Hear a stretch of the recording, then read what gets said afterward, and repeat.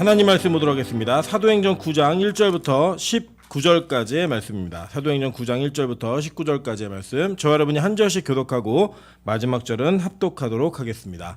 교독합니다. 사울이 주의 제자들에 대하여 여전히 위협과 살기가 등등하여 대제사장에게 가서 다메섹 여러 회당에 갈 공문을 청하니 이는 만일 그 돌을 쫓는 사람을 만나면 물론 남녀하고 결박하여 예루살렘으로 잡아오려 함이라. 개정개혁으로 바꿔주세요.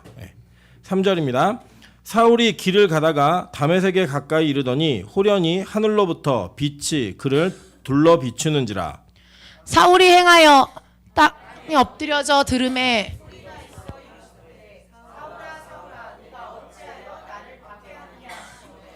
대답하되 주여 누구시니까? 이르시되 나는 내가 박해하는 예수라. 너는 일어나 시내로 들어가라. 네가 행할 것을 내게 이를 자가 있느니라 하시니. 같이 가던 사람들은 소리만 듣고 아무도 보지 못하여 말을 못하고 서 있더라. 사울이 땅에서 일어나 눈을 떴으나 아무것도 보지 못하고 사람의 손에 끌려 다메섹으로 들어가서 사흘 동안 보지 못하고 먹지도 마시지도 아니하니라. 그때 다메섹에 아나니아라는 제자가 있더니 주께서 환상 중에 불러 이르시되 아나니아 대답하되 주여 내가 여기 있나이다. 주께서 이르시되 일어나 집가라 하는 거리로 가서 유다 집에서 다섯 사람 사울이라는 사람을 찾으라. 그가 기도하는 중이니라. 그가 아나니아라는 사람이 들어와서 자기에게 안수하여 다시 보게 하는 것을 보았느니라 하시거늘 아나니아가 대답하되 주여 이 사람에 대하여 내가 여러 사람에게 듣사온즉 그가 예루살렘에서 주의 성도에게 적지 않은 해를 끼쳤다 하더니 여기서도 주의 이름을 부르는 모든 사람을 결박할 권한을 대제사장들에게서 받았나이다 하거늘 주께서 이르시되 가라. 이 사람은 내 이름을 이방인과 임금들과 이스라엘 자손들에게 전하기 위하여 택한 나의 그릇이라. 그가 내 이름을 위하여 얼마나 고난을 받아야 할 것을 내가 그에게 보이리라 하시니 아나니아가 떠나 그 집에 들어가서 그에게 안수하여 이르되 형제 사울아 주 곧 내가 오는 길에서 나타났던 예수께서 나를 보내어 너로 다시 보게 하시고 성령으로 충만하게 하신다 하니 즉시 사울의 눈에서 비늘 같은 것이 벗어져 다시 보게 된지라 일어나 세례를 받고 합독합니다. 음식을 먹음에 강건하여 지니라. 아멘. 음식을 먹으면 강건해지니라. 다시 읽습니다. 시작. 사울이 다메섹에 있는 제자들과 함께 며칠 있을세. 아멘. 자, 우리 주변에 있는 분들에게 이렇게 한번 인사하도록 하겠습니다. 당신 얼굴을 이 밤에 보니 너무 감동입니다. 네, 전 화평 형제 얼굴을 이 밤에 보니 너무 감동입니다. 네, 제가 부임하자마자부터 우리 화평 형제에게 주중 예배 한 번을 꼭 나와라 얘기한 게 4년 만에 이루어졌습니다. 알바하다가. 네, 하나님 은혜가 계속 임하는 은혜가 있기를 주님의 이름으로 축원합니다. 네, 오늘 사도행전 9장 1절부터 19절까지의 말씀을 가지고 찍히면 끝이다 라는 제목으로 하나님 말씀 증거하도록 하겠습니다. 제가 일전에 그 중학생 때 한번 중학교 2학년이었는데요. 제가 이제 다니던 중학교가 제가 1회 졸업이었습니다. 그래서 저는 1학년 때 2학년 3학년이 없었고 2학년 때 3학년이 없었습니다. 그래서 저희 학교가 가지고 있었던 단점 중에 하나가 선배가 없으니까 타 학교 선배가 우리 그 학교를 와가지고 그 교문 앞에 서 있을 때 아무도 교문 밖을 나갈 수 있는 용기가 없는 그런 일들이 있었습니다. 왜냐하면 이제 중학교 1학년, 2학년, 3학년의 차이는 굉장히 큽니다. 왜냐하면 중학교 1학년은 초등학교에서 바로 올라온 애들이기 때문에 벌써 중3 정도 되면 이게 다 크거든요. 제가 지금 이 키가 중학교 2학년 때 킵니다. 그러니까 이제 그 신장이 차이가 굉장히 크기 때문에 아이들이 가지고 있는 두려움은 상당히 컸습니다. 그런 와중에 제가 학교에서 중학교 2학년 때 중학교 1학년짜리 아이하고 이제 문제가 생겼습니다. 왜냐면 제가 이렇게 복도를 뛰고 있는데 중학교 1학년이 자기 친구인 줄 알고 제 발을 건 거예요. 넘어졌는데 보니까 중학교 1학년이어서 제가 그 아이를 때렸습니다. 그랬더니 이제 얘네 형은 타 중학교의 3학년이었는데 그 타 중학교 3학년 형이 저희 학교를 찾아온 거예요. 그런데 이제 저는 그날 다행히 하나님 은혜 가운데 일찍 집에 귀가하는 바람에 제 행방을 알고 있던 친구가 그 형한테 엄청 맞았습니다. 저를 데려오라고. 그래가지고 다음날 학교 갔는데 제 친구가 얼굴이 완전 피떡이 돼가지고 너무나 그 보기 힘든 얼굴을 가지고 있는 거예요. 그래서 이제 그 형이 널 찾는다는 거예요. 그 뒤부터 저는 교문으로 집에 가지 못하고 담벼락을 넘어서 집에 가기 시작했습니다. 예, 며칠 동안 이렇게 얘기했는데 이게 알고 봤더니 그 후배네 형이 한 번 찍으면 사람을 정말 죽을 때까지 때리는 그런 악질 중의 악질이었던 사람입니다. 그걸 건드린 거예요. 다행히 제게 좀 히든 카드가 있었는데 그 같은 학교에 다니는 저희 교회 형이 있었는데 그 형 친구가 그 학교 짱이었습니다.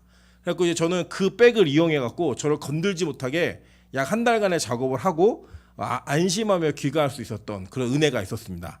여러분 이게 그냥 여러분은 그냥 재밌는 에피소드로 들으실 수 있지만 실제로 여러분이 그 주인공이 되신다면 정말 그 밤마다 있는 공포감은요 대단합니다. 오늘은 혹시 교문 앞에 서 있진 않을까. 그래서 항상 교문 뒤로 앞뒤를 찾아보면서 그 학교 교복이 있으면 바로 다른 쪽으로 가고 도망가기도 하고 뭐 담을 넘기도 하고 뭐 개구멍으로 도망가기도 이랬던 일들이 제 아직 기억에 남아 있습니다. 그러니까 누군가에게 찍혔다라고 하는 건 굉장히 큰 두려움을 갖게 하는 내용일 수 있는데 찍은 사람이 누군가에 따라서 굉장히 큰 차이가 있다고 생각합니다.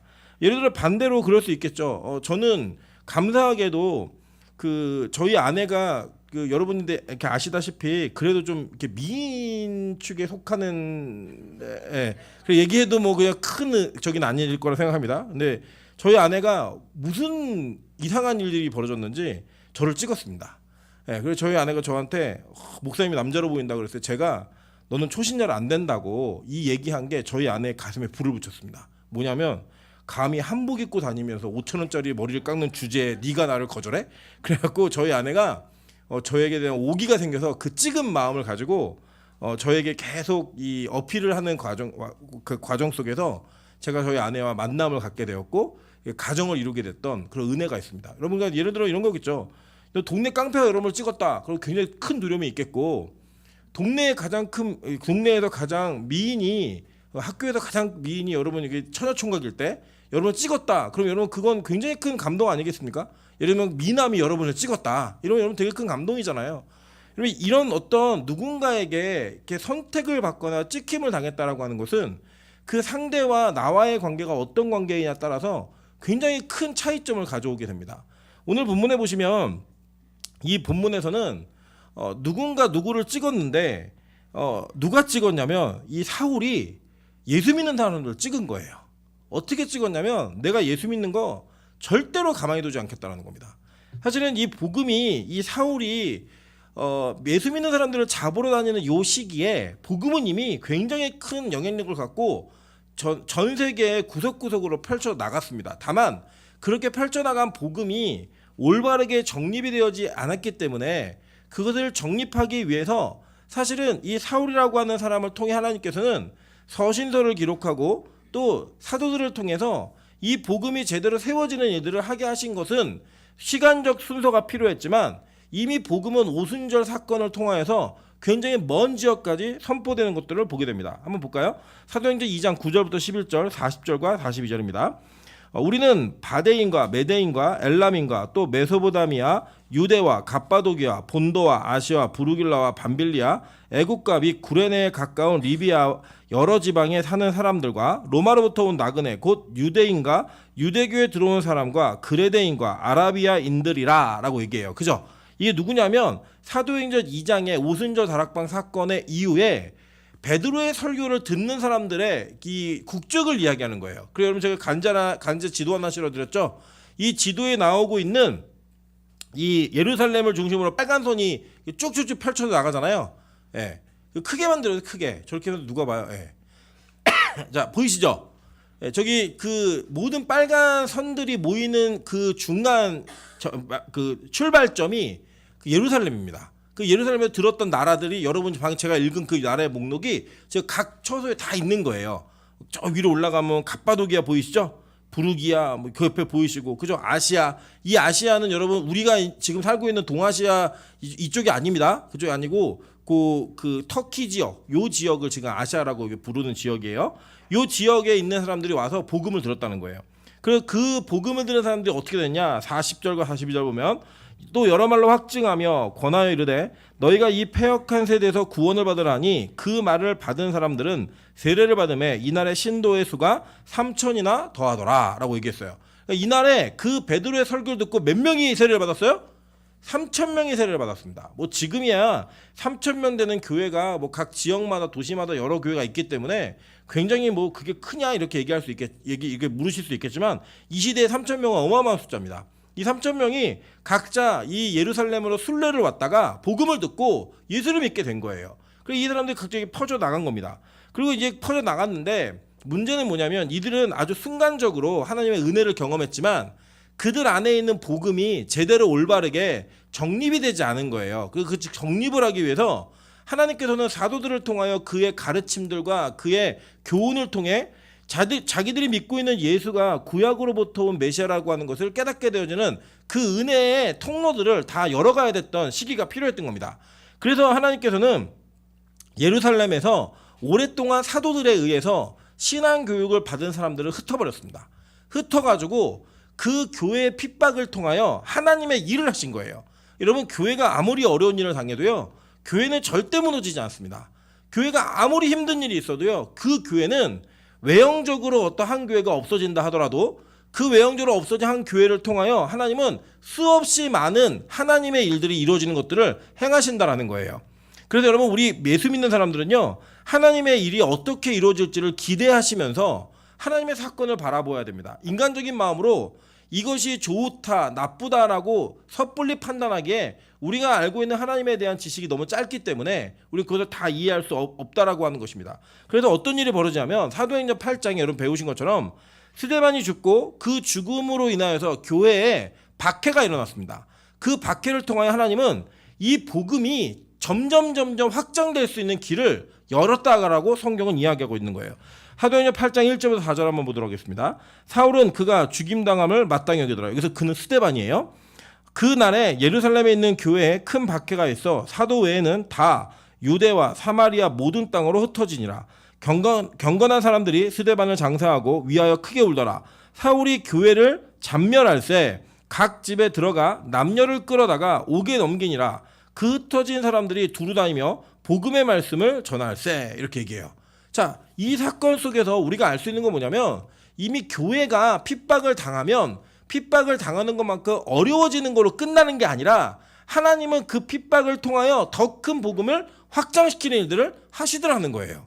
여러분, 그래서 교회가 너무 지교회 중심으로 우리 교회라고 하는 그런 의식을 갖는 것은 성경적이지 않습니다. 하나님은요, 그런 의식을 갖고 있으면 외부의 힘을 통해서라도 교회를 반드시 흩으신다라는 거예요. 그래서 교회는 저는 너무 교회 자체가 고착돼 있고 무언가 머물러 있어서 고인물이 되는 것을 하나님 원치 않는다고 저는 믿습니다. 그래서 나중에 우리 권사님들, 우리 장로님들, 또 우리 여기 청년들 다 훈련 받아서 진짜로 믿음의 굳건히 서면 저는 여러분이 선교도 하고 전도도 할 수 있는 길들을 다 열어드릴 겁니다. 왜냐? 복음은 그렇게 확장되어야지만 하나님의 일들이 일어나는 일들을 경험이 될 수 있고 하나님이 사용하시는 교회가 될 수 있기 때문입니다. 그리고 그렇게 일이 벌어졌는데 반면에 핍박은 이 확장만큼 또 심해지더라는 거예요. 오늘 이 본문에 보시면 이 바울이 이게 사울이었죠 옛날에. 이게 사실 사울과 바울은 바뀐 이름은 아니고요. 사울은 히브리식으로 부르는 이름이고 바울은 헬라식으로 발음하는 이름입니다. 사울과 바울은 똑같은 이름이에요. 그런데 이 사울이라고 하는 바울로 변한 이 제자가 뭘 했냐면 여전히 위협과 살기가 등등하여 이렇게 얘기하고 있어요. 그러니까 이 사람이 계속적으로 예수 믿는 자의 핍박을 멈추질 않는 거예요. 그 멈추지 않는 게 어느 정도였냐면 대제사장에 가가지고 고난을 받아냅니다. 어떤 고난을 받냐면 내가 다메섹에 가서 그 다메섹에 있는 다른 지역에 있는 예수 믿는 자들도 다 잡아다가 옥에 가둘 수 있는 권한을 주십시오. 이렇게 얘기했다라는 거예요. 여러분, 이것이 어느 정도의 수준이냐면 이 바울은 어느 정도의 열심이 있었느냐, 하나님의 열심을 가지고 자기가 아직 잘 복음을 모르지만 내가 알고 있는 수준의 하나님의 열심을 가지고 이 예루살렘 지역을 떠나서 타국에 있는 유대인들까지도 자기 생각하기에 잘못된 예수를 믿고 있으면 다 잡아들이겠다는 거예요. 그래가지고 열심히 다메섹으로 지금 가고 있는 장면이에요. 이게 이 장면 속에서 예수님을 만나는 그 일들이 벌어지더라는 거예요. 여러분, 잘 보시면요, 하나님께서는 우리는 이제 보통 그렇게 많이 얘기하시거든요. 사울의 이런 부분을 보면서 하나님이 사울을 선택했다, 바울을 선택했다, 뭐 이런 얘기 되게 많이 하십니다. 그런데 여러분 잘 보시면 이 바울이 가지고 있었던 자기가 가지고 있던 기질이나 그의 환경, 이 모든 것들은 하나님의 선택을 받는데 아무 의미 없는 것이라고 스스로 고백하고 있다라는 거예요. 그럼 그 내용 한번 보도록 할게요.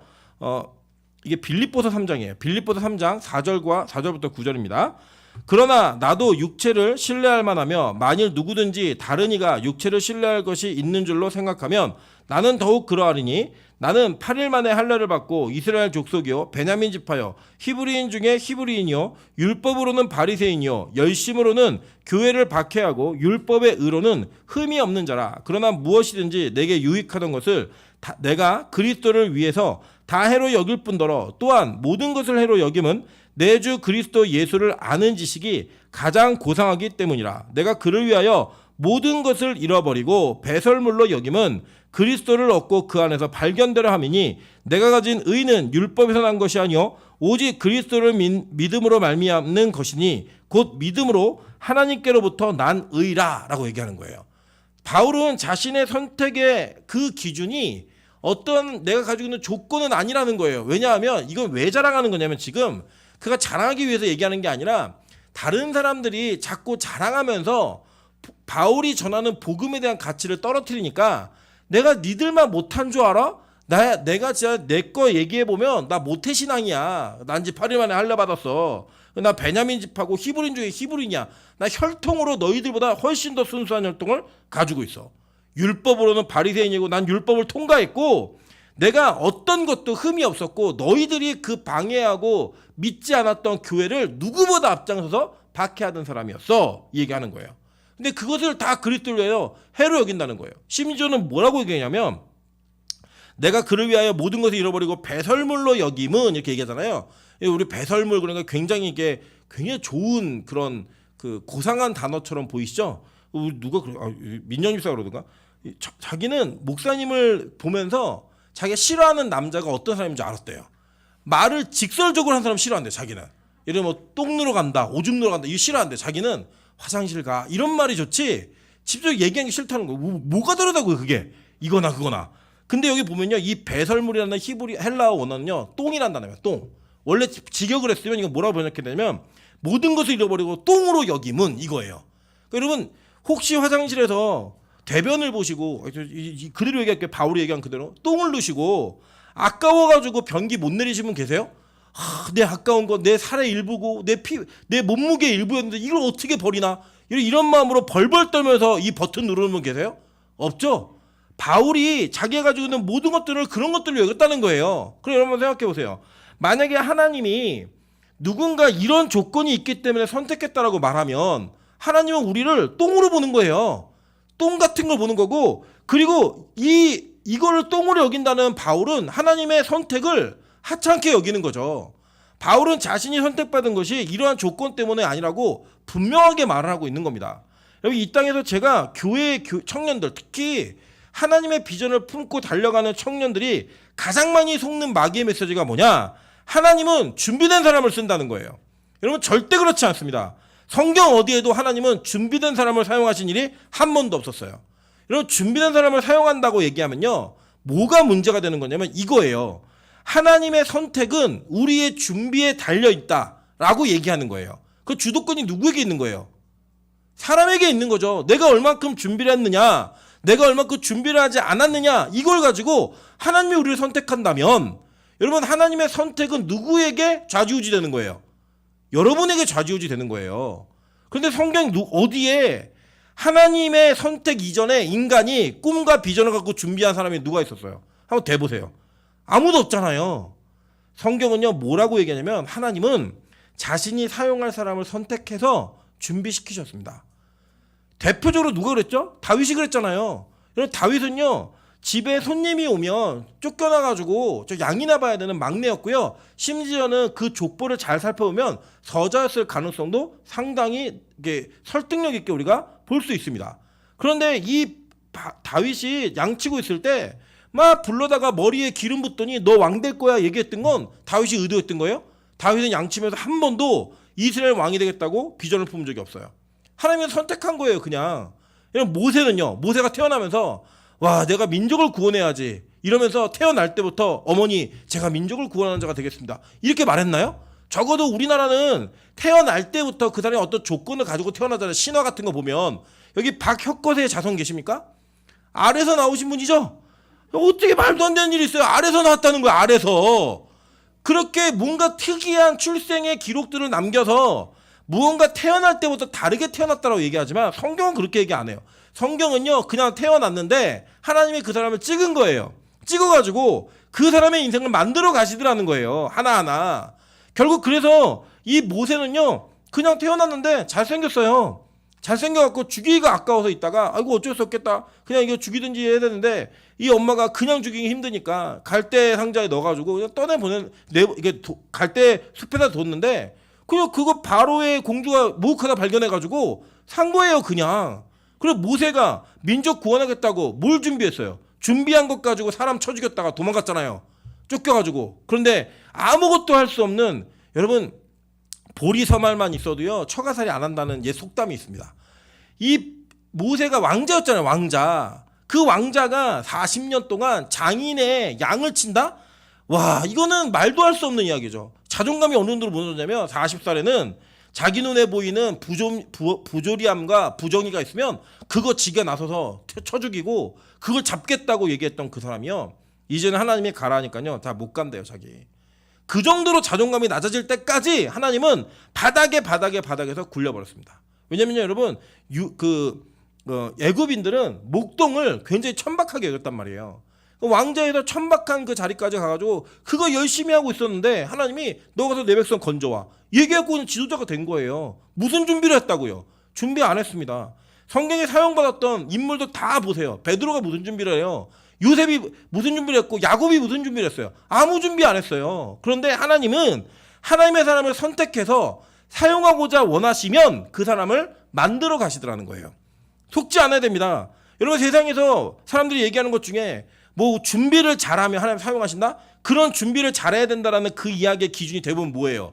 좋은 학교 나오고 뭐 언어 되고 뭐 재정 많이 모아놓고 이런 세상 기준 아니에요? 그런 기준으로 뭔가 준비가 잘 됐다고 얘기하는 거 그게 뭐 대단하다고요. 하나님은요 그런 식으로 우리를 사용하거나 교회에 그런 사람들을 세우는 게 아니라고 성경은 너무나 명확하고 분명하게 말하고 있는 거예요. 한번 보세요. 사무엘상 16장 11절부터 13절입니다.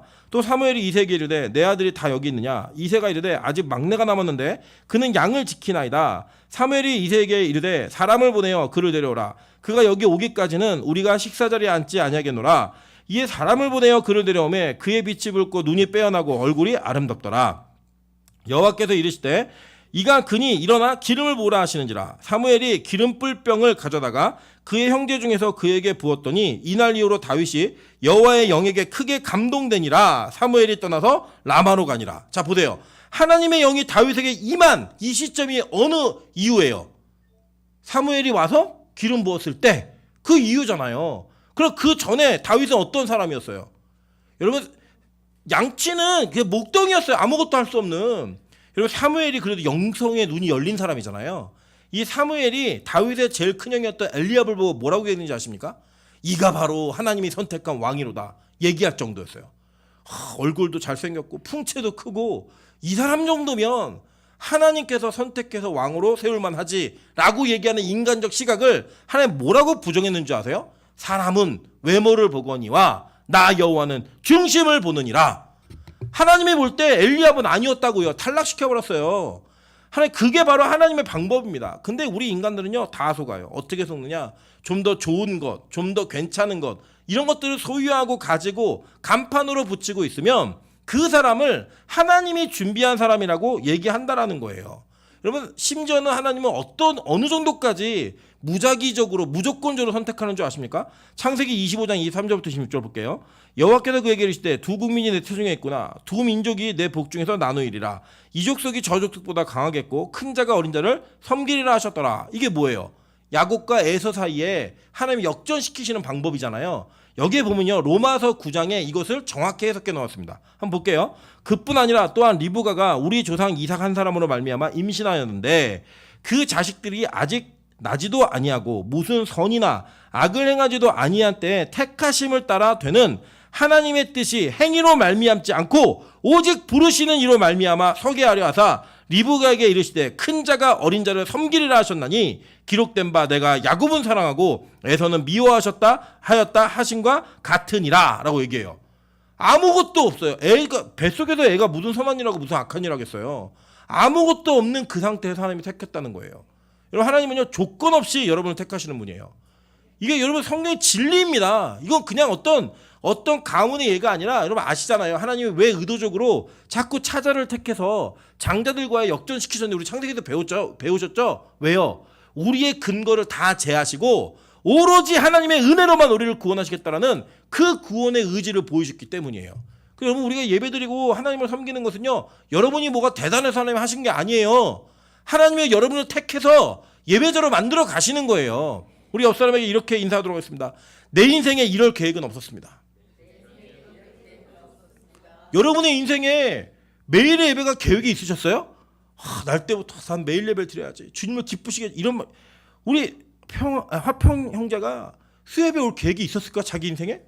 없었어요. 그런데 하나님이요 찍어가지고 갖다 부른 거예요, 그냥. 그래서 그 부르심으로 말미암아 예배하는 자리에 앉게 되는 그 은혜는 하나님이 선택하신 거예요. 여러분, 그건 여러분에게 조건 있는 게 아니고 뭐가 부족해서 뭐가 안 돼서 뭐 저는 이런 사람이라 그런 얘기 하지 마세요. 하나님은요 여러분을 택하시고 만들어 가시는 분이에요.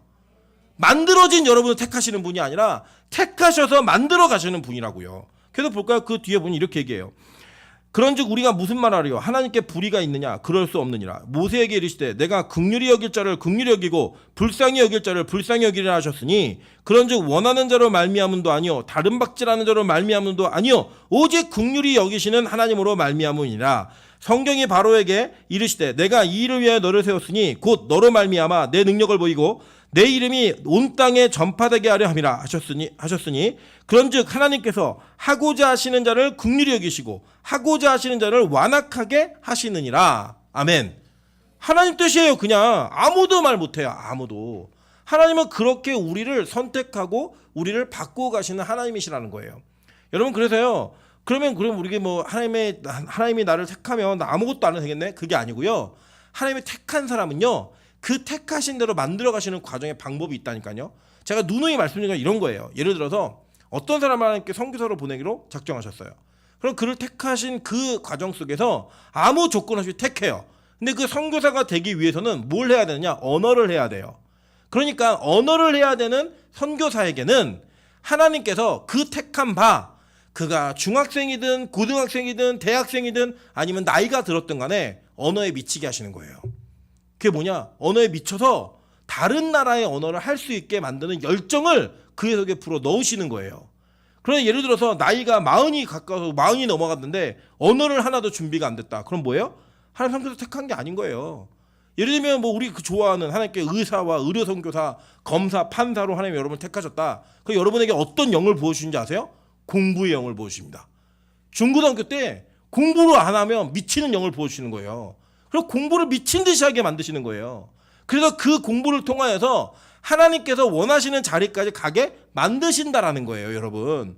그러니까 지금 내가 꿈이 있는데 그 꿈에 대한 준비가 하나도 안 되고 있고 게을러서 그것을 못하고 있다. 그럼 뭐가 맞냐면 하나님이 여러분을 원하시는, 여러분이 원하고 있는 꿈에 부름받은 자가 아니라고 여러분 생각하시면 거의 맞아요. 이게 맞다니까요. 그러니까 자식들한테도 뭐 해라, 뭐 하지 말아라 하실 필요 없어요. 저는 찬석이 전혀 공부하라는 얘기 안 합니다. 너 하고 싶은 거 해. 이렇게 얘기해요. 왜냐? 이 아이에게 하나님의 공부의 은사를 주시지 않으면 이 아이는 공부를 아무리 부모가 강요해도 할 수 없어요. 공부가 은사가 임하는 애들은요, 하지 말라고 엄마가 부를 거도요, 이 초롱불을 켜놓고라도 스탠드를 켜놓고라도 숨어서 공부를 해요. 그게 바로 아이들이 가지고 있는 하나님으로부터 부음받은 은사인 거예요. 부르심 받은 그 길을 따라 가는 거예요. 여러분, 저는요 개인적으로 기질적으로 책을 읽는 것보다 그 책에 써 있는 걸 하는 걸 훨씬 좋아하는 사람이에요. 저는 그래서 체험하고 제가 뭔가 느끼는 거, 감각적인 거를 제가 인식을 하지, 제가 책을 읽고 막 이런 사람은 아닌데 하나님은 저를 아주 특수한 환경에 두셨어요. 저희 어머니 아버지가 거의 독립군의 자식처럼 키우셨어요. 저는 집에 가면 부모님이 계시는 날이 거의 없었고, 저희 때만 하더라도 TV가 시작하는 시간과 끝나는 시간이 정해져 있었습니다. 동해물과 백두산이 이게 나오기 때문에. 그래서 저는 집에서 혼자 있는 시간을 너무 심심해서 너무 할 게 없어서 책을 읽기 시작한 거예요. 그래서 책을 읽기 시작한 게 저게 습관이 되었고 전 지금도 제가 책을 읽는 그 생각만 하면 너무 기뻐요. 막 책방에 가면 책이 너무 예쁘고 좋아요. 저는. 그래서 일단 뭐 사요 일단은. 그래서 집에 꽂아놓습니다. 왜 꽂았냐? 성도 진압용으로 우리 집에 놀러 온 성도들이 우리 목사님은 책을 되게 많이 읽었나 보다. 이게 위압감을 느끼라고 일단 꽂아놓고 저는 제가 책을 사면요 반드시 목차를 다 읽어요. 거의 외우다시피 읽어요. 한 3번 정도 읽습니다. 그리고 제가 필요할 때 저는 하나님 주신 은사 중에 하나가 제가 뭐가 딱 필요하다 그러면 그 내용이 어느 책에 어느 단원에 있다는 게 기억이 나요. 그리고 찾아봐요. 그래서 제가 가지고 있는 책은요 다 보는 책입니다. 다 보는 책이에요. 다 거의 본 책이고 하나님 저에게 주신 은사예요. 그래서 저는 성경을 읽는 데 있어서 그 성경이 단어 하나 어떤 문장 하나가 그냥 넘어가지 않고 이것엔 무슨 뜻이 있을까라고 하는 궁금함, 그것에 대한 어떤 호기심 이런 것들 하나 자꾸 부어주세요. 그래서 저는 호기심이 생기면 거기를 꼭 가봐야 되고 호기심 생기면 뭘 해봐야 돼요. 제가 요새 가장 큰 드는 호기심이 뭐냐면 제가 명수 형제가 같이 올 때마다 집에 태워다 주는데 그 집에 가는 길에 7층 건물에 실내 글램핑장이 있는 거예요. 너무 신기해요 그게. 그래서 저는 그거 가봐야 돼요. 언젠가 가볼 거예요. 호기심이에요. 그래서 제가 가지고 있는. 하나님 저에게 그런 걸 주셔서 제가 뭔가 모르는 거는 해결이 안 되면 그냥 넘어가지 않게 하셨어요. 여러분 제 설교를 들으면 뭐 설교 잘한다 못한다를 떠나서 그냥 구석구석 다 읽잖아요. 그냥. 그 왜 그러냐면 제 성격이 그래요. 성격이. 하나님 부어주신 제가 주신 은사가 그걸 갖고 사는 거예요. 여러분이 하나님께서 뭐 여러분에게 무슨 은사를 주셨느냐 그걸 잘 고민해 보셔야 돼요. 왜냐? 하나님은 반드시 여러분을 찍어서 여러분을 사용하고자 하시는 뜻과 계획이 있으시기 때문에 그 계획에 맞는 은사와 능력을 주셨다는 거예요. 그걸 갖고 뛰는 거예요. 우리 인간은 그렇게 사는 겁니다. 그래서요 하나님이 찍으시잖아요. 그 찍은 자에게는 반드시 하나님의 계획에 맞는 은사를 부어 넣어주세요. 출애굽기 31장 1절부터 6절 한번 보도록 할게요. 여호와께서 모세에게 말씀하여 이르시되 내가 유다 지파 훌의 손자여 우리의 아들인 부살레를 지명하여 부르고 하나님의 영을 그에게 충만하게 하여 지혜와 총명과 지식과 여러 가지 재주로 정교한 일을 연구하여 금과 은과 노수로 만들게 하여 보석을 깎아 물리며 여러 가지 기술로 나무를 새겨 만들게 하리라. 내가 또 단지파 아히사막의 아들 오홀리압을 세워 그와 함께 하게 하며 지혜로운 마음이 있는 모든 자에게 내가 지혜를 주어 그들이 내가 내게 명령한 것을 다 만들게 할지니라고 얘기해요. 그래서 제가 아까도 저희 아들이 이제 요새 TV에 너무 집중을 해가지고 TV를 너무 많이 보길래 TV를 보지 마 그랬더니 밥 먹는 시간에 TV를 보겠다는 거예요. 제가 너무 화가 나가지고 왜 그 밥 먹는 시간에는 밥을 먹을 수 있는데 밥 먹는 시간은 안 먹고 TV를 보면 안 되냐 이렇게 항의라는 거예요 저한테. 그래서 야, 밥을 안 먹으면 죽지 그랬더니 TV를 안 봐도 죽어 이러는 거예요. 그리고 그래? 네가 그 정도면 3일 동안 TV를 보지 마. 또 입이 이만큼 났어요. 제가 다시 불렀어요. 그래서 아빠가 일방적으로 3일을 정한 건 미안해. 그런데 너가 스스로 TV를 보는 게 밥 먹는 거 정도의 수준에 얘기한 거는 너도 실수한 것 같지? 실수한 것 같대요. 그러면 네가 어느 정도를 금식을 하면 TV 금식을 하면 이거를 끊을 수 있을 것 같아. 엄마가 옆에서 하루면 되겠니? 그때 아니래요. 이틀은 해야 된대요. 양심적이지 않습니까? 아이가 자기의 상태를 아는 거예요. 이틀은 끊어야 이걸 끊을 수 있는 거 믿는 거예요. 그래서 이제 그거를 만회해주기 위해서 제가 그 다이소에서 색종이를 사가지고 갖고 왔어요.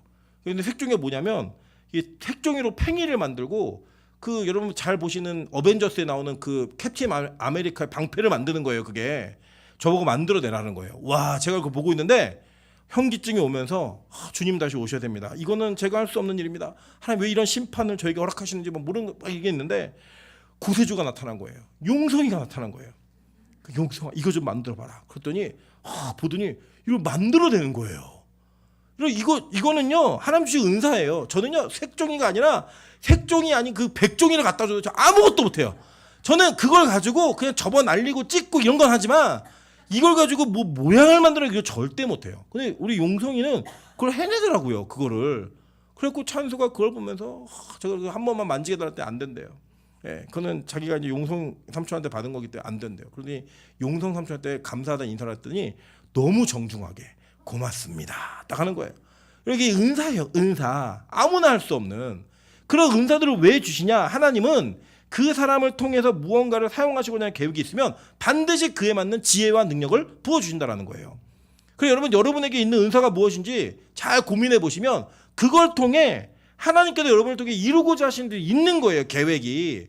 그래서 여러분, 하나님이요, 아무도 의미 없이 부르는 사람이 없습니다. 자, 보세요. 이사야 43장 1절에 이렇게 얘기합니다. 야곱아, 너를 창조하신 여호와께서 지금 말씀하시느니라. 이스라엘아, 너를 지으신 이가 말씀하시느니라. 너는 두려워하지 말라. 내가 너를 구속하였고 내가 너를 지명하여 불렀나니 너는 내 것이라. 이게 하나님의 부르심이에요. 넌 내 거야 라고 그 부르시는 조건에 아무 조건도 없고 한 번 부르시면 반드시 내 거예요. 내 거. 여러분, 하나님은요, 얼마나 욕심이 많은 분이냐면 한 번 내 거라고 한 건 절대 뺏기지 않습니다. 절대 뺏기잖아요. 여러분, 그게 얼마나 중요하냐? 하나님의 소유된 백성이라고 하는 여러분, 네임 파워는 정말 이 세상 그 무엇과도 바꿀 수 없어요. 내 주인이 하나님이고 하나님이 나를 소유 삼으셨다. 이거는요, 어떤 것과도 바꿀 수 없는 거예요. 그래서 보세요. 로마서 11장 13절에 이렇게 얘기합니다. 내가 이방인인 너희에게 말하노라. 내가 이방인의 사도인 만큼 내 직분을 영광스럽게 여기노니 라고 얘기해요. 우리에게 맡긴 직분이 있다는 거예요. 맡긴 은사가 있다는 거예요. 그걸 통해 우리는 그것을 영광스럽게 여길 수 있어야 된다는 겁니다. 여러분, 저는 진짜 그렇습니다. 제 인생에 가장 영광스러운 시간이 언제냐면 설교하는 시간이에요. 전 진짜 그렇습니다. 왜냐하면 하나님은 저를 잘 아시잖아요. 저도 저를 알아요. 저는 이걸 할 수 있는 사람이 아니고 그런 자격이 안 되는 자인데 하나님이 저를 설교자로 세워주셨고 그 설교자의 인생을 살아가게 하시는 거예요. 저는 지금도 사실 빨리 어떻게 하면 은퇴할 수 있을까가 제 안에 있는 진짜 숨어져 있는 제 안의 소원이지만 그래도 설교를 못하게 된다라는 마음을 품으면, 생각을 하면 이 마음이 사라져요. 그래, 설교자로 나 죽고 싶다. 설교자로 살고 싶다. 이 마음이 저에게 분명하게 있습니다. 여러분, 여러분이 받은 직분을 영광스럽게 생각하셔야 돼요. 만약에 여러분이 하나님께서 여러분으로 하여금 교회를 몸으로 섬기는 그 은사를 주셨다. 그 직분을 영광스럽게 여기세요. 하나님께서 여러분을 재정으로 이 교회를 섬기는 은사를 주셨다. 그 직분을 영광스럽게 여기셔야 돼요. 우리가 가지고 있는 직분은요, 내가 선택한 게 아니라 누가 맡기신 거다? 하나님이 맡기셨다는 거예요. 그래서 우리가 직장, 직업, 진로를 선택할 때 반드시 기도해야 합니다. 반드시 하나님께 물어야 돼요. 왜냐? 하나님은 우리를 계획 없이 부른 분이 아니시기 때문이에요. 그분의 뜻을 알고 그분의 뜻에 맞게 걸어가는 게 너무나 중요하다는 거예요. 여러분, 바울이요, 그렇게 하나님의 길을 갑니다. 사실 바울은요, 그가 뭐 가말리엘의 문화에 있었다, 뭐 여러 가지 얘기하자면요, 잘 보시면 이 바울을 선택한 하나님께서 어떻게 그를 사용하시고 어떻게 그를 이끌어 가시는가, 이 내용들을 잘 보시면요, 너무나 신기하고 너무나 은혜가 있습니다. 그런데 여러분, 우리가 뭐냐면 우리는 바울을 잘 대하지 못한다라는 거예요. 뭐냐? 사울이었던 바울을 잘 대하지 못한다라는 거예요. 같은 이름이지만 성경에서는 그 사울이 예수를 만나기 전과 그리고 만난 후에는 그를 바울로 부르기 때문에 제가 그렇게 나눠서 이야기하도록 하겠습니다. 보시면 사도행전 13장 1절부터 3절입니다. 안디옥 교회에 선지자들과 교사들이 있으니 곧 바나바와 니게르라는 시므온과 구레네 사람 루기오와 분봉왕 헤롯의 젖동생 마나엔과 및 사울이라. 주를 섬겨 금식할 때에 성령이 이르시되 내가 불러 시키는 일을 위하여 바나바와 사울을 따로 세우라 하시니 이에 금식하며 기도하고 두 사람에게 안수하여 보내니라 라고 얘기해요. 이게 뭐냐면요, 비시디아 안디옥 교회가 선지자들과 교사들이 있는 중에 그 교회에서 제일 일꾼의 능력이 있는 바나바라고 하는 사람과 제일 끝에 누가 있었냐면 이 사울이 있었어요. 사울. 이 두 사람을 따로 세워서 선교사로 파송하라는 거예요. 여러분, 이게 교회가 어떤 입장이냐면 이런 거예요. 우리 교회에, 예를 들면 우리 교회에 두 사람을 파송을 하는데 담임 목사하고 누굴 얘기할까요? 우리 장로님들 중에 제일 여기 계시는 장로님들 오래되신 그 김학주 장로님 두 사람을 파송하라는 거예요. 여러분, 그럼 그게 여러분 안에 어떤 마음이 드시겠어요? 아유, 우리 그렇게 나가면 안 되는데, 뭐 예를 들어 뭐 민하영 전사 보내고, 그죠? 우리 명수희 집사 보내고 뭐 이 정도는 우리가 감당하겠는데 어떻게 담임 목사하고 장로님을 보내라고 얘기하지? 이런 마음이 들 수 있잖아요. 성령께서 그것을 허락하시고 주도하신다라는 거예요. 근데 여러분, 이 사울이 어떤 사람이었냐면 이 사람은 이전에 예수 믿는 사람을 잡아 죽이던 사람이었어요. 다 무서워했어요. 그래서 변화된 그 사람을 제대로 대하지 못하는 거예요. 바뀐 사람에 대한 이 불편한 마음이 항상 있는 거예요. 우리 인간은. 왜요? 눈이 약하니까. 우리의 선입견이 하나님의 은혜보다 앞서 있으니까 교회는요 이 사울을 바울로 세워서 그를 선교사로 파송하는 일에 주저하지 않았습니다. 그게 바로 기독교인들이 가져야 될 태도인 거예요. 여러분 만약에 우리 교회에 전과 7범, 8범이 등록을 한다. 그랬을 때 여러분 안에 있는 두려움이 무엇일까요? 아마 저는 그럴 것 같아요. 야 이제 헌금통을 일로 옮겨. 예, 더 감시를 철저히 해야 되니까. 뭐 손버릇이 나쁜 전과 7범이 우리 교회 등록했다. 소매치기 전과가 있는 그런 분이 등록했다. 여러분 헌금하고 기도할 때 눈 뜨고 하실 거예요? 눈 감고 하실 거예요? 그 사람이 내 옆에 앉았다. 가방을 아마 무릎에 놓든지 안고 기도하든지 눈 뜨고 기도하는 그런 모습이 우리 안에 있지 않겠습니까?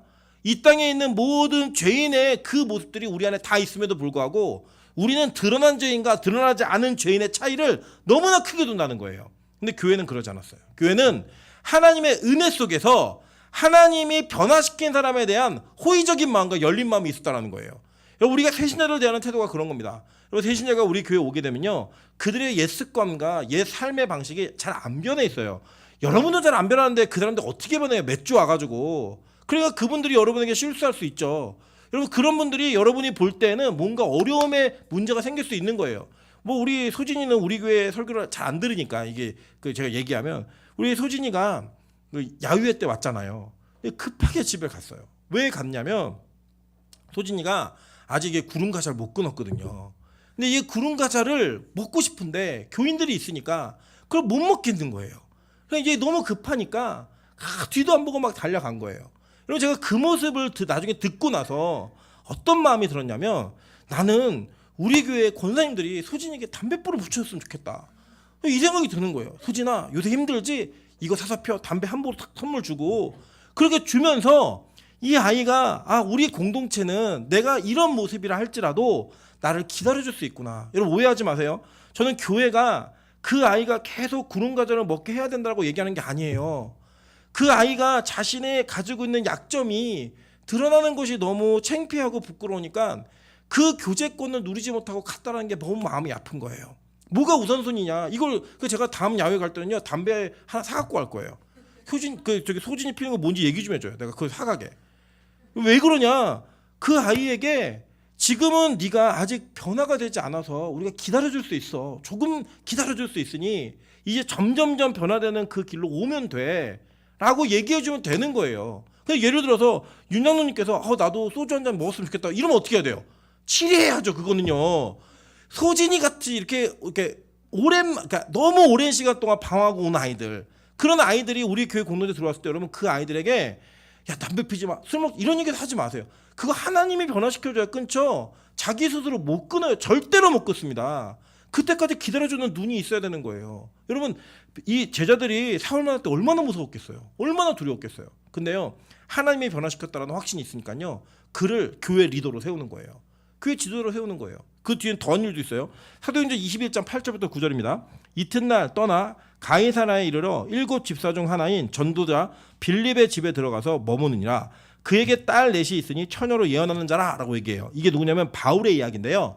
여러분 이 바울과 빌립이 어떤 사이인 줄 아세요?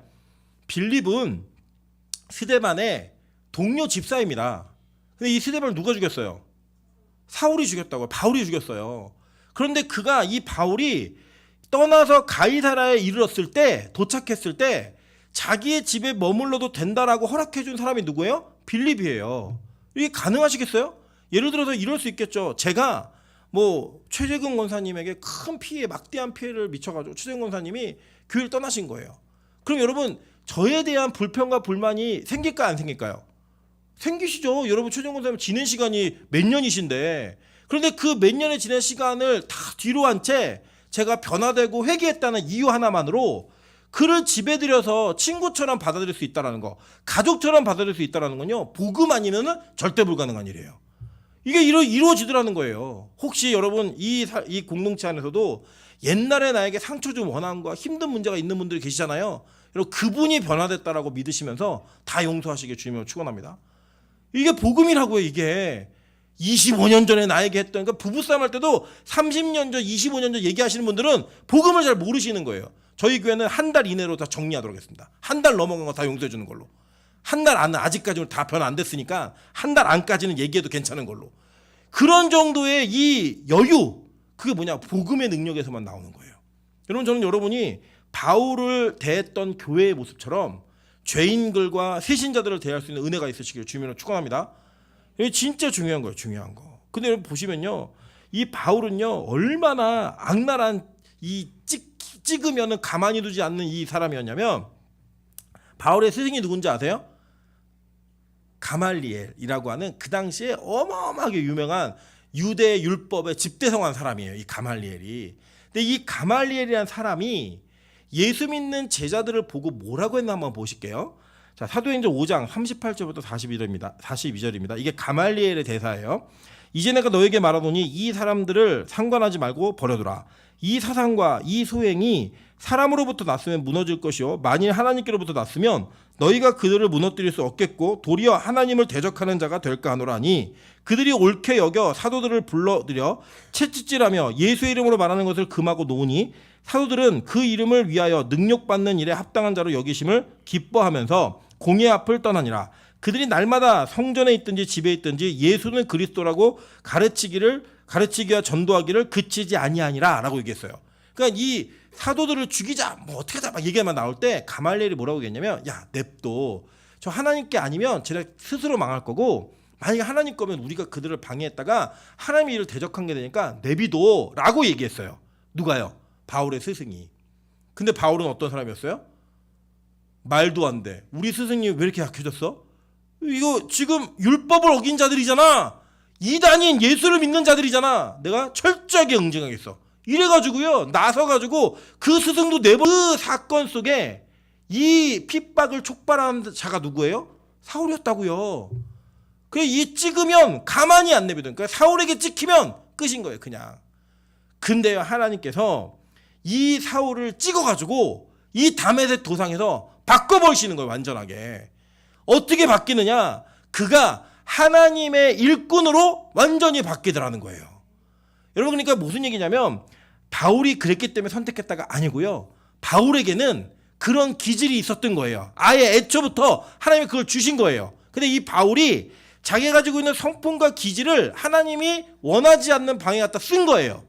그러니까 하나님이 그거에다가 싹 기름 부어가지고 너 내가 그 은사를 거기에다 쓰려고 준 게 아니야. 너는 복음을 끝까지 전하는 자로 내가 세우는 거야 라고 얘기하면서 누굴 찍었다? 사울을 찍으신 거예요. 그리고 그거 원래 있었던 거예요 원래. 그리고 여러분 여러분이 가지고 있는 성품조차도 하나님께서 다 어떤 것도 남김없이 다 사용하십니다. 여러분 그래서 좋은 성품 나쁜 성품이 어디 있어요? 여러분 성품 속에서 다 하나님께 일하시는 방법이 있는 거예요. 하나님이 택한 그릇을 통해서 하나님의 일들을 해나가시더라는 거예요. 그래서요 바울은 어떻게 택함 받았냐면 아나니아에게 하나님이 이렇게 말씀하세요. 오늘 본문 15절 보세요. 주께서 이르시되 가라 이 사람은 내 이름을 이방인과 임금들과 이스라엘 자손들에게 전하기 위하여 택한 나의 그릇이라. 그 그릇 안에 뭐가 담겼죠? 보배인 예수가 담겼고 그릇이라는 거예요. 그릇. 그래서 여러분 다 각자에게 선택받은 그릇이 있는 거예요. 그래서 저는 여러분 진짜 기도 많이 해주세요. 하나님께서 이 빛과 소금 교회에 더 많은 부교육자들 보내실 거라고 좀 믿고 있어요. 그런데 여러분 그 각자가 이 교회에서 하나님께서 행하게 하시는 일을 하기 위한 택함 받은 그릇이었으면 좋겠어요. 전에 그 안에 담겨지는 거는요 제가 됐든 누가 됐든 다 그리스도를 전해야 돼요. 근데 그 그릇은 다양할 수 있다고요. 그래서 여러분 누군가가 잘 안 맞잖아요. 억지로 맞추려고 하지 마세요. 제가 제일 싫었던 거 뭐냐면 꼭 사이에 안 좋은 애들끼리 수련회 때 같은 주에 넣어요. 그러면 친해지라고. 근데 어떤 일이 벌어지는지 아세요? 더 벌어져서 옵니다. 그냥 안 좋았던 애들이 왼수가 돼서 와요. 그 안 맞는 그릇을 억지로 툭툭 맞출 필요 없어요. 각자 택한 그릇이 있고 사용받는 방법이 다르기 때문에 하나님께서 일하시는 그런 계획과 뜻이 다 있어요. 억지로 할 필요 없어요. 그 뜻에 맞게 각자에 맞는 그릇이 다 있는 거예요. 하나님은요 12제자 속에서 이방인의 사도를 택한 게 아니라 하나님께서 선택한 바울을 통해 이방인들에게 복음이 전해지게 하셨어요. 그렇게 하나님은 하나님의 방법대로 사람을 택하고 세우시는 거예요. 그래서 그 부르심은 우리가 거부할 수도 없고 한번 찍히면 끝난 거예요 그냥. 여러분이요 매일 예배 드리는 교회에 찍히셨어요. 아멘하기 힘드시죠? 네. 와 벗어나고파 그 내게서 벗어나고파. 그걸 얘기해도 소용이 없어요. 그냥 하나님이 찍으셨어요. 이분은 한번 찍으면 포기기를 모르는 분이에요. 정말 포기를 모르는 분이에요. 제 짧은 목회 인생에 하나님이 저는 사람에게 지는 것을 한 번도 본 적이 없어요. 한 번도 본 적이 없어요. 여러분 그래서요 하나님이 찍으면 포기하시는 게 제일 좋아요. 하나님이 한번 여러분 선택하시면 아 나는 이렇게 선택받았구나 라는 확신이 드시면 그때부터는 그냥 질질질 끌려가는 게 아니라 따라가시는 게 제일 좋아요. 그게 복이에요. 저는 우리 교회가 어떻게 찍혔는지를 깨닫는 은혜가 있기를 주님으로 축원합니다. 하나님이요 우리 옆 사람에게 이렇게 인사하겠습니다. 하나님이 당신 찍었습니다. 앞뒤로 인사하겠습니다. 당신 끝났습니다. 여러분 마음대로 인생대로 여러분 원하는 대로 사는 건 이제 끝이에요. 하나님이 여러분을 찍었다고요. 그 찍으신 하나님의 은혜가 여러분을 부르기 시작하면요 우리는 그냥 끌려가는 거예요. 끌려가면서 어떻게 만드시느냐 하나님의 원하시는 자리까지 우리를 갖다 놓으시는 거예요. 그래서 바울이 어떻게 얘기하느냐 고린도전서 15장 9절부터 11절입니다. 나는 사도 중에 가장 작은 자라 나는 하나님의 교회를 박해하였으므로 사도라 칭함받기를 감당하지 못할 자니라. 그러나 내가 나 된 것은 하나님의 은혜로 된 것이니 내게 주신 그의 은혜가 헛되지 아니하여 내가 모든 사도보다 더 많이 수고하였으나 내가 한 것이 아니오 오직 나와 함께 하신 하나님의 은혜로라. 이걸 고백하게 하시는 거예요. 그 여러분 어떻게 이 본문을 들으면서 바울이 이런 조건이 있었기 때문에 선택했다고 어떻게 말해요? 바울이 직접 뭐라고 얘기하냐면 나는 다 은혜로 된 거야. 내가 누구보다 열심히 일했지만 다 그 하나님 은혜야. 나는 교회를 핍박하던 자였고 나는 사도라 칭함받는 것 자체가 불가능한 사람인데 하나님 나를 택해서 은혜로 나를 여기까지 이끌어 오셨어. 이 얘기하는 거예요. 그래서 여러분 정말 신앙이 깊어지면요 은혜 이야기가 계속 돼야 되는 거예요. 은혜라는 그 표현이 계속 나와야 되는 거예요. 왜냐? 여기까지 온 게 하나님 은혜라니까요. 여러분 우리 빛과 소금 교회만 해도 여러분 신기하지 않으십니까? 그냥 이게 하나님 은혜예요. 우리 여기 권사님도 아시잖아요. 우리 처음에 저랑 예배 드릴 때 우리 4분 예배 드렸어요. 수요 예배. 그랬던 이 교회에 청년들이 와서 예배를 드리고 다른 분들이 와서 예배를 드리고 있고 이게 정말 하나님 은혜 아닙니까? 근데 이게 누가 했어요? 뭐 누가 만들어요? 사람이 만드는 거 아니에요. 사람은 사람 절대 못 바꿉니다. 누가 하시느냐? 하나님이 하시는 거예요. 우리 옆 사람에게 다시 한번 자랑하겠습니다. 내가 은혜의 증거입니다. 앞뒤로도 인사하다 내가 수요예배 나올 사람이 아닙니다. 그래 우리 명수 수요예배 나올 사람 아니죠. 근데 저 부러진 갈비뼈를 엄살을 가지고 나와가지고 예배 드리고 얼마나 은혜예요. 저는 요새 진짜 은혜 받아요. 우리 명수 집사가 기도할 때 주여 삼창이 달라요. 주여 삼창이. 하민이가 태어나서 그런지 모르겠지만 주여 삼창이 달라요. 주여 삼창이. 저는 믿음의 아버지로 굳건하게 설 걸 좀 믿습니다. 여러분 이게요 우리가 어떤 누구도 사람의 힘으로 할 수 없어요. 하나님이 하시는 거 하나님이. 그래 하나님한테 찍히면 끝난 거예요. 그냥 나쁜 의미에서 끝이 아니에요. 야, 하나님 찍었어. 이제 끝났어. 아 저는요 걱정 안 해요. 화평이 하나님 찍었어요. 끝났어요. 네. 어떻게 하나요? 이렇게 나오다가 알바할 때 오더니 안 오네. 이렇게 얘기할 수 없잖아. 그런 얘기 들을 수 없으니까 체면 때문에도 어쩔 수 없이 와야 되는 거예요. 이제 주님의 은혜예요. 네. 전 너무 좋습니다. 돼지가 한 마리 더 와가지고 저랑 같이 이렇게 균형을 맞추고 있기 때문에 너무 좋아요. 네. 나시나 목사가 이런 얘기하면 상처가 되는데 똑같은 족속이 얘기하기 때문에 전혀 상처되지 않습니다. 그냥 보세요. 하나님은요 우리를 부르실 때 절대 우리의 조건으로 부르시는 분이 아니라는 거예요. 그리고 하나님은 그렇게 찍은 사람을 반드시 하나님의 사람으로 만드신다는 거예요. 그래서 바울이 교회를 향해 이렇게 이야기합니다. 15번 고린도전서 1장 26절부터 29절입니다. 형제들아 너희의 부르심을 보라. 육체를 따라 지혜로운 자가 많지 아니하며 능한 자가 많지 아니하며 문벌 좋은 자가 많지 아니하도다. 그러나 하나님께서 세상의 미련한 것들을 택하사 지혜 있는 자들을 부끄럽게 하려 하시고 세상의 약한 것들을 택하사 강한 것들을 부끄럽게 하려 하시며 하나님께서 세상의 천한 것들과 멸시받는 것들과 없는 것들을 택하사 있는 것들을 폐하려 하시나니 이는 아무 육체도 하나님 앞에서 자랑하지 못하게 하려 하심이라. 제가 이 구절이 오늘따라 더 이렇게 감동적으로 다가오는 거예요. 감동적으로. 이유가 뭐냐면 제가 어제 이제 몇몇 자매들과 대화를 나눴는데 둘 다 경계선이에요. 경계선. 이게 제가 볼 때 말도 잘 안 통하고 얘기도 못 알아듣고 막 이래요. 근데 저에게 하나님 이 말씀을 주시면서 그게 교회야. 이게 하나님의 교회야. 제가 그 말을 딱 떠오르는 순간 그래 이게 교회구나. 왜냐하면 우리는 어떤 누구도 똑똑한 누구 때문에 지혜로운 누구 때문에 이렇게 됐다라고 말할 수 없는 하나님의 은혜만을 자랑할 수 있는 조건이 다 갖춰졌구나. 목사도 뭔가 좀 비어있는 것 같고 성도들도 뭐가 참 이렇게 좀 뭔가 똑똑하지 못한 것 같고 이런 어떤 뭔가 빠진 것 같은 그런 모습에 하나님이 이 교회를 또 일하시니까 진짜 교회가 되는구나. 저는 이게 너무 감동이었어요. 너무 감동. 바울이요 그렇게 온 거예요. 바울이 그렇게 달려온 거예요. 저는요 바울이 이 고린도 교회를 향해서 잘난 척하는 교인들에게 얘기하는 거예요. 니들 잘난 사람 아무도 없어. 니들 중에 누가 또 뛰어나니? 아무도 뛰어난 사람 없잖아. 뭘 갖췄는데 아무것도 갖춘 적 없잖아. 근데 그게 복음이야. 왠지 알아? 하나님은 모든 것이 다 하나님께서 하셨다라고 하나님만 자랑하게 만드시려고 그렇게 하시는 거야. 여러분 안에 있는 가난함을, 여러분 안에 있는 결핍을, 여러분 안에 있는 학벌이 모자름을, 여러분 안에 있는 재산이 모자람을 여러분 절대로 부끄럽게 여기지 마십시오. 그게 하나님 능력이에요. 그게 하나님이 여러분을 택하신 이유예요. 오히려 그래서 여러분을 통해 하나님의 강함을 보여주시려고. 저는 어디까지 하나님이 이끄시느냐. 바울이 이렇게 고백합니다. 디모데전서 4장 7절부터 8절입니다. 나는 선한 싸움을 싸우고 나의 달려갈 길을 마치고 믿음을 지켰으니 이제 후로는 나를 위하여 의의 면류관이 예비되었으므로 곧 의로우신 재판장이 그날에 내게 주실 것이며 내게만 아니라 주의 나타나심을 사모하는 모든 자에게도니라. 그가 이 은혜로 끝까지 간다는 거예요. 어디까지요? 선한 싸움을 마치고 달려갈 길을 마치고 믿음을 지켰으니 여기까지 간다는 거예요. 여러분 우리 교회가 그렇게 갔으면 좋겠습니다. 우리 권사님들 가실 때 꼭 제가 이 디모데전서 4장 7절 8절 읽어드렸으면 좋겠어요. 아니 권사님 일 다 안 하시고 이렇게 돌아가시면 어떡해요? 이게 아니라 권사님 진짜 잘 싸우셨습니다. 잘 달리셨습니다. 우리 장로님들 잘 싸우셨습니다. 잘 달리셨습니다. 이렇게 말하면서 진짜 이제는 천국 가셔도 됩니다. 말할 수 있을 정도의 하나님의 은혜가 이끄는 교회가 되기를 주님으로 축원합니다. 여기 대부분 권사님들 장로님들 제가 다 장례식 다 치러드릴 거예요.